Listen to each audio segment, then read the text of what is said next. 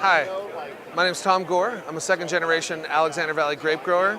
I'm proud to be here in Cincinnati Wine Festival, launching Tom Gore Vineyards in Ohio and the rest of the country on April 1st, and really proud to be out here representing grape growers. I always wanted to be a farmer and always wanted to farm wine grapes.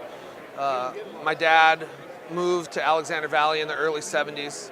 He was offered two jobs. One was to be a chili pepper farmer in New Mexico, and one was to farm wine grapes in Alexander Valley.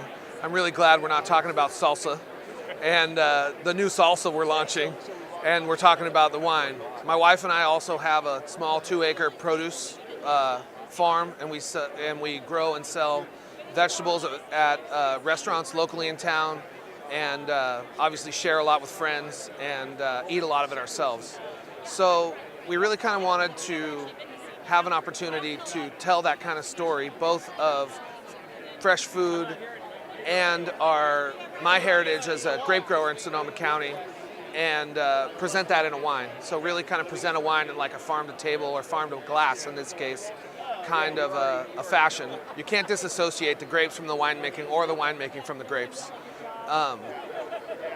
So the flavors, both good or bad, that you start with in the field really are as good as they ever will be when they're harvested, right? So the winemaking process, while obviously very important, is also dependent on having a great harvest and great wine grapes.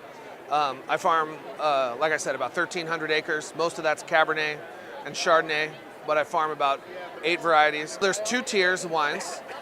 This is kind of the core tier, and there's a Cabernet and a Chardonnay. We also have a reserve tier.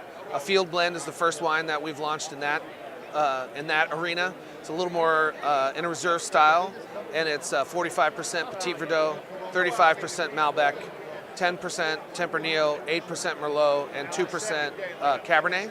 So it's a really unique blend off of a specific vineyard that I farm called River Oaks. And these were grapes that have been blended in the past into other wines, and it really kind of also is the same type of thing that we were talking about with the reason for being for the wine, which is given that vineyard and those varieties an opportunity to shine where they were blended away to something else before. Not that that's bad, obviously blending is a big part of it, but to give them a platform to have a reason for being is something that I'm really proud of too.